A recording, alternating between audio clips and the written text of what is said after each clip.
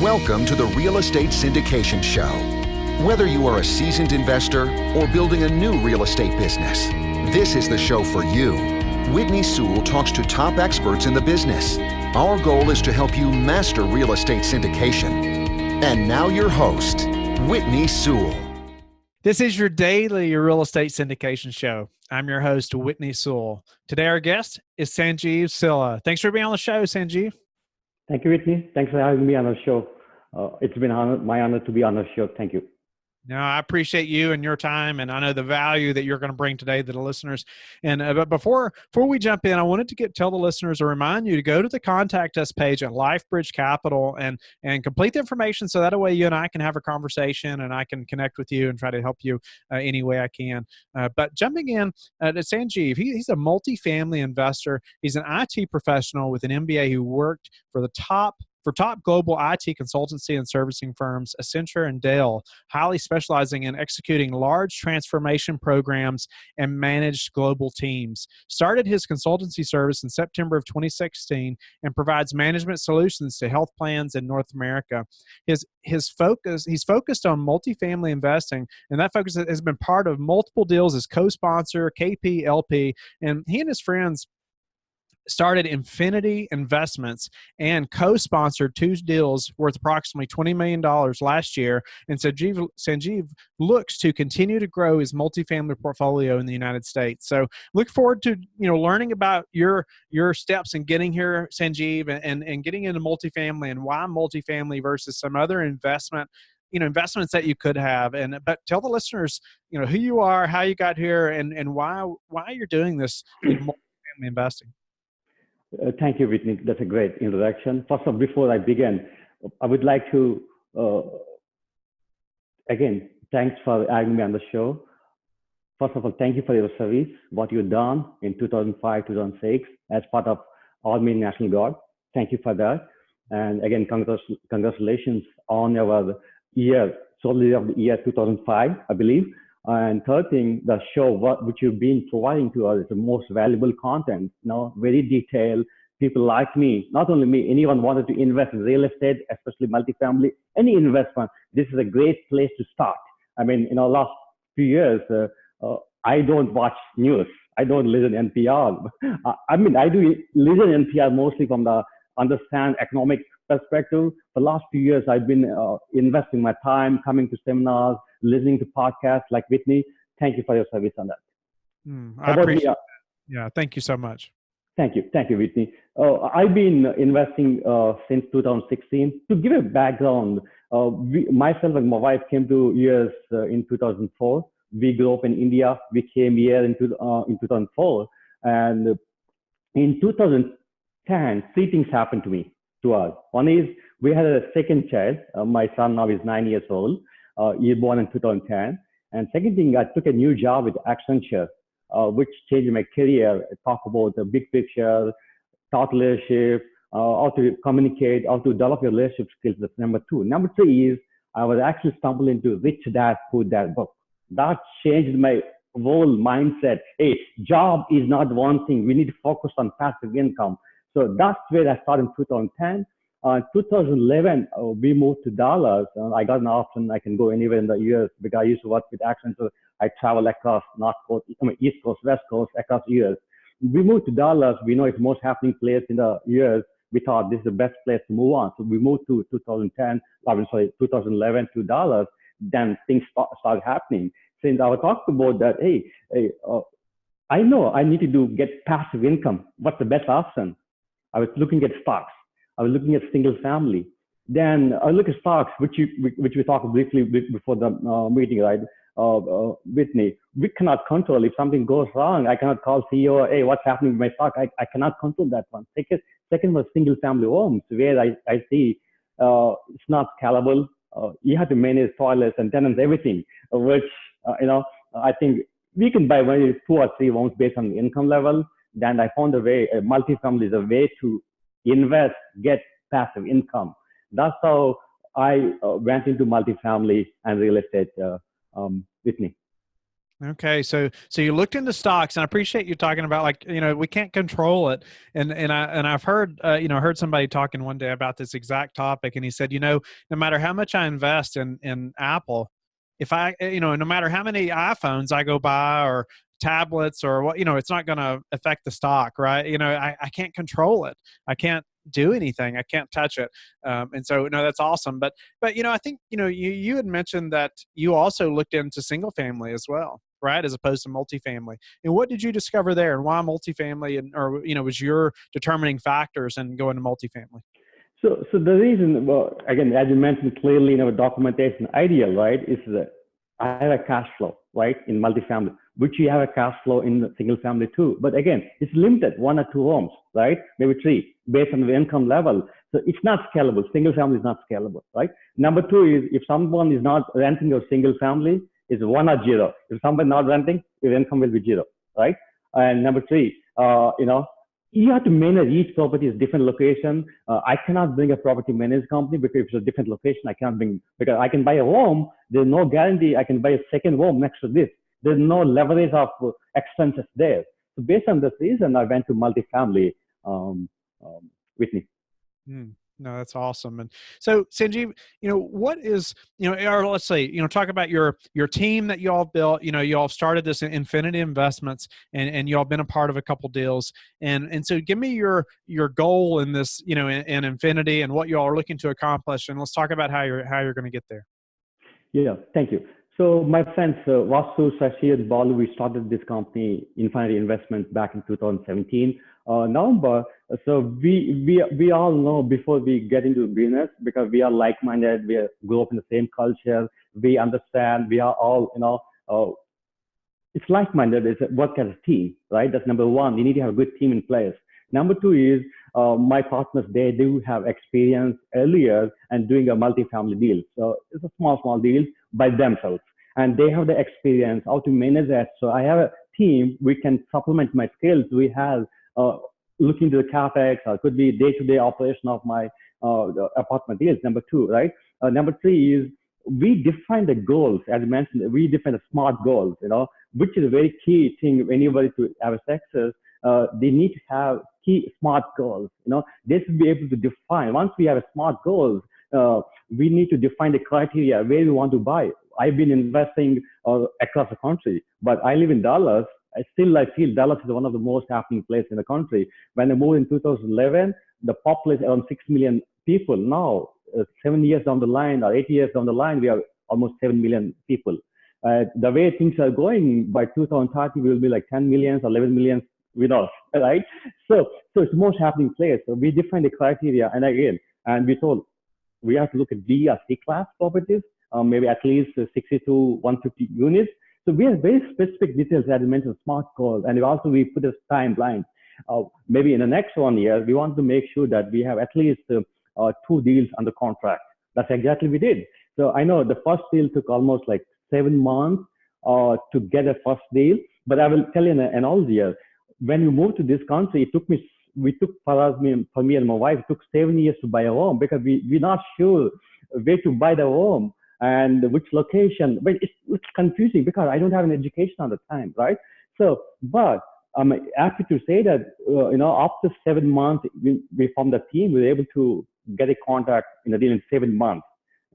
It's because of the education. You need to have a mentor. We have been part of the Samart group. I mean, it's wonderful, So once we are in the contract, we're able to close a deal in like 60 days from that. And the second deal, we're able to close 9 weeks from the first deal. The reason is we got this deals most happening place at Dallas, and with a median income $70,000. And these 2 deals within a mile apart. So we can leverage expenses, not only income, we do have optimized expense. That's how we end up with 2 deals last year, Whitney. Nice. So I was going to ask you about how long it took to go from the first deal to the second deal, and I'm glad you elaborated on that. And even talking about building your team, and and you all having being like-minded, and a lot of that's important. And I'm sure you all bring different qualities to the team. But also having a coach, having a mentor. It's we've stressed that so many times on the show, and heard so many people talk about they had this coach or had a mentor, and, that's really what helped push them and give them some guidance and some confidence, in doing this business and moving forward a lot faster. Absolutely. I can give an example if you don't mind. Yeah, So please. in 2014, some of my friends, we formed a team. We wanted to buy an apartment. So in 2014, we went to see it in Fort Worth, which is like 30 miles from here where I live. The broker laughing, looking at the financial statements. You're not there yet. I learned the hard way. So then we understand that there's a way to achieve this one. It's not just your financials. That's why you need to have a team. We can leverage their experience in the financials to buy a bigger deals. Yes, it's all because of education and mentor. The mentor giving a lot of confidence, and also it's just a confidence. Look at the market analysis, look at the job market, various factors, right? We talk about population growth, job growth, income level, median income, and this is so many factors that will feel you confident you can go in the right direction. So what's the team's next goals? What are your goals over the next year, or and how are you getting there? You're reading my mind. So our goal is to go 1,000 units by next June. That's our goal. We put earlier this year, but last few months, we have been working on. We wanted to stick to the fundamentals. It does not mean that I have to get 1,000 units next June. No way. I want to make sure that we have a goal where our numbers make sense, where our returns, for the investment is there. If I don't go, I don't make a deal. So we're looking at the deal. We're working on, yes, by end of next, not end, but June, the summer 2020, we should be 1,000 units, specifically B and C class properties. Nice. So I guess tell me some steps that you're taking. That's a big goal, right? That's a big goal, and I love that. But tell me some things that say have to happen over the next month. That's going to help you get to that goal. So absolutely, we do a few things, right? One is we wanted to talk to brokers, have a relationship with the brokers. That's where you will get more deals. So we talk to every week, every month. It's a lot of work, Since we have 4 people, we talk to various companies in Dallas, across the country, where we see a lot of potential, not in Dallas, across like Atlanta, Phoenix, whatnot.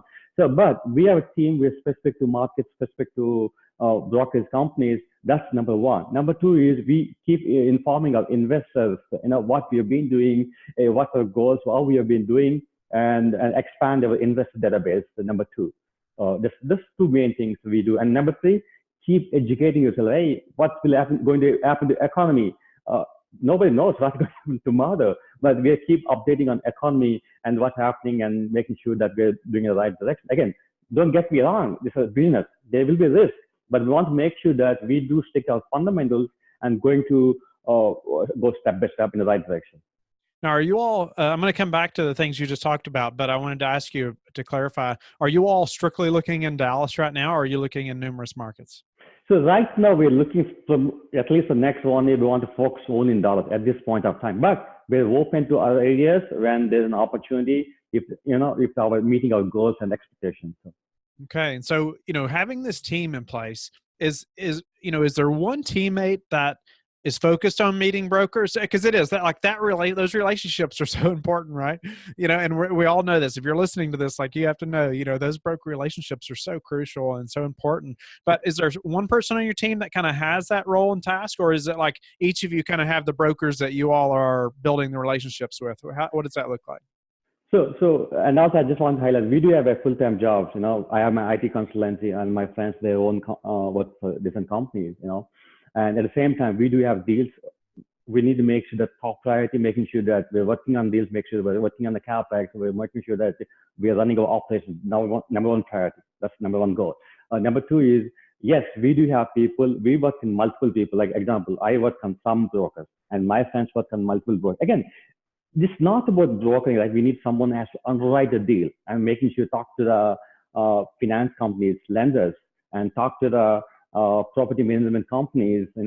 You cannot use the same property company everywhere, based on the market, based on the demographics. We need to change that one. So we're thinking from big picture perspective, in a sense. I was talking about Accenture, changing my career. The company taught me, think in the big picture. If you look at my IT consultant, so what I am, my company name is Big Picture Health Plan Consultant Company, because I learned a lot from them. Not only micro perspective, look at the big picture. So we do have a multiple, our team look into multiple, it's not just brokers, yes, we do have talked to multiple brokers, different teams. Okay. Then tell me or elaborate on how, you and the team are continuing to educate yourself. What's important that you're learning right now, and how are you finding that information? Sure. Number one is you have to be boots on ground. You have to look at the deal. It could be, but there's so many deals in the market, but you need to focus what deals you want, number one, right? But as I mentioned, we're looking on, B a C class, or at least 100 to 150 or, 200 units, what makes sense. That's number two.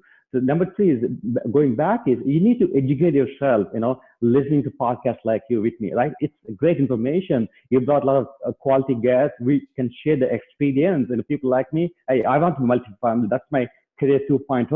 So I'm tuning myself into multifamily podcasts or go to a seminar, go where you have to, among the like-minded people, if you're watching the news, it's not going to help, to be honest. You have to go to conference, maybe few $100. You have to step up and make sure that you have time. This time commitment is important. Hey, I have kids, I have a family, a job. Yeah, that's fine. What's your goal? My goal is to want to retire in the next 5 years. I mean, not only me, I wanted to help the family and friends. We want to be financial freedom in the next few years. So based on goals, you need to come on and act yourself and just be proactive. So.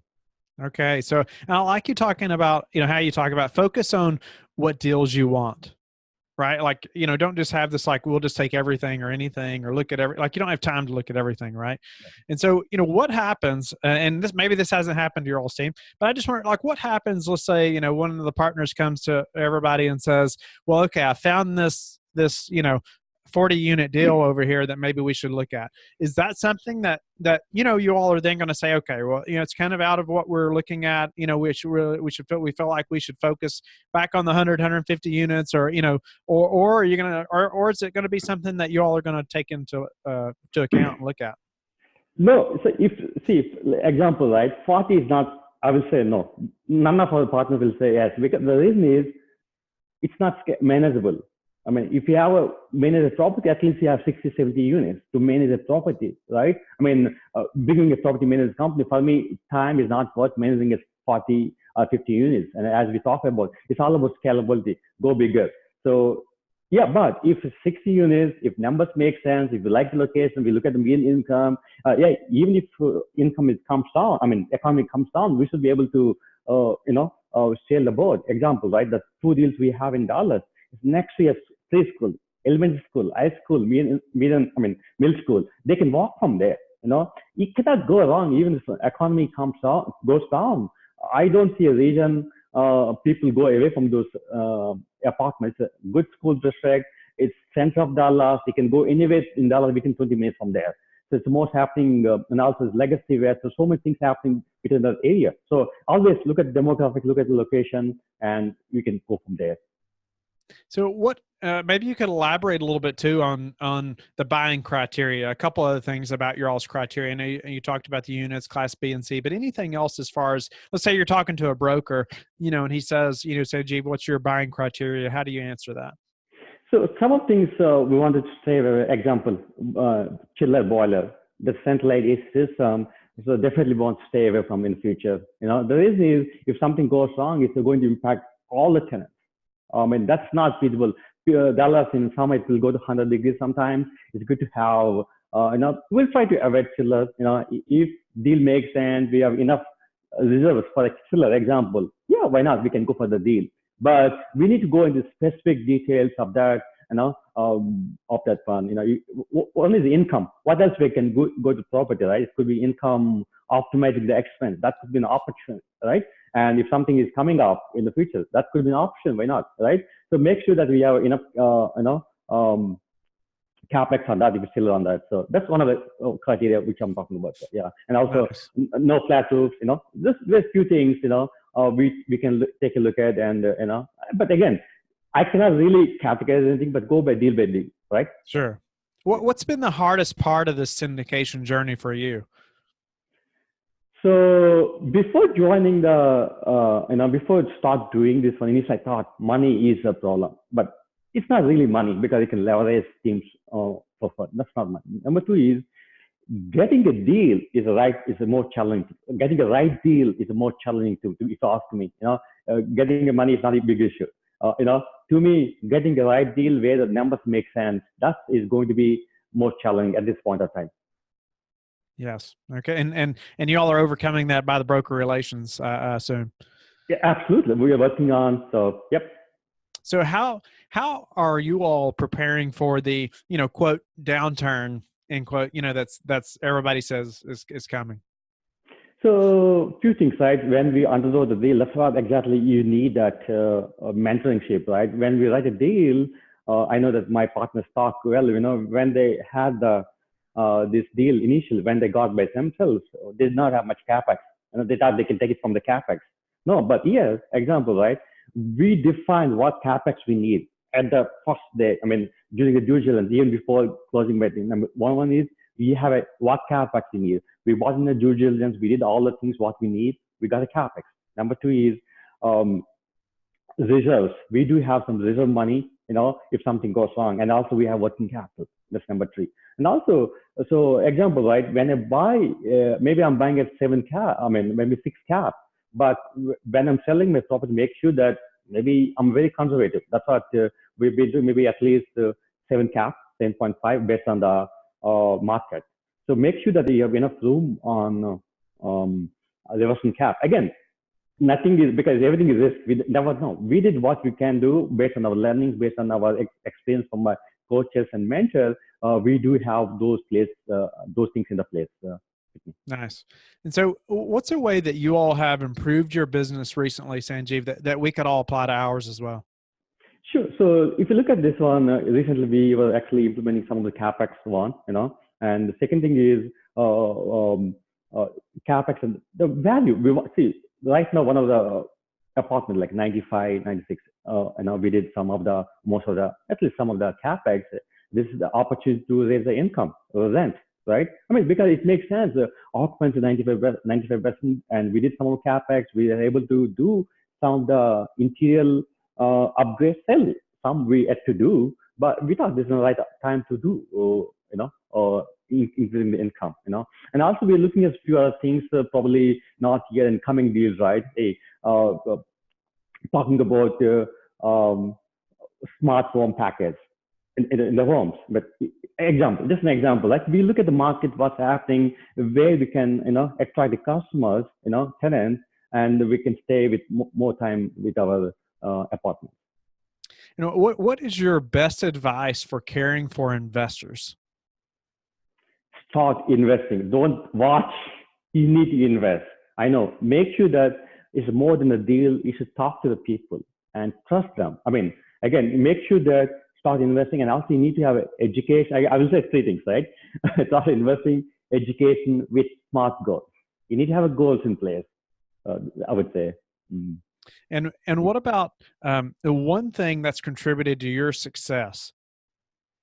Persistence. You need to, an education with goals. That's exactly. And you need to keep working, first 7 months. I have an example. We not get a deal. We know what we're going the right direction, but it's a matter of time.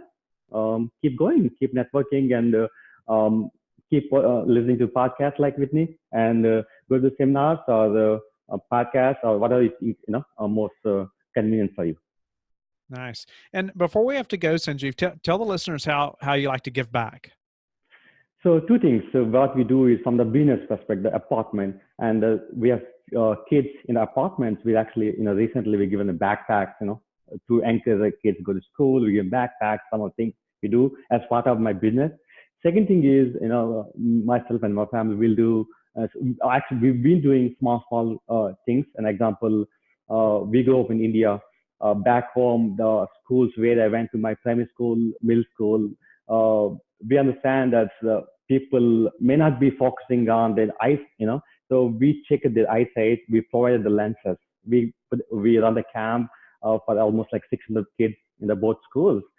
We do small things, Whitney, but in the future we want to focus on, how we can help back home or anybody in local communities, on the education, on the, children, our kids going to school. That's my areas, Whitney. Awesome. So Sanjeev, you've been a great guest. I really appreciate your time today and you taking the time to just share with us. I mean, about so many aspects of your all's business and your team, broker relations, and your focus on these specific types of deals and how you all are growing and the importance of goals and where you all are moving in the future and just the focus on what deals you want, and how you're educating yourself as well. I'm grateful for your time, but tell the listeners how they can get in touch with you. Thank you, Whitney. It's my honor to be on the show. They can reach me on social media, or they can give me a call or email. My email is silla.kumar. Let me spell for you. SILLA.KUMAR@gmail.com. My phone number 623-628-5921. Thank you for listening to the Real Estate Syndication Show, brought to you by Life Bridge Capital. Life Bridge Capital works with investors nationwide to invest in real estate, while also donating 50% of its profits to assist parents who are committing to adoption. Life Bridge Capital, making a difference, one investor and one child at a time. Connect online at www.lifebridgecapital.com for free material and videos to further your success.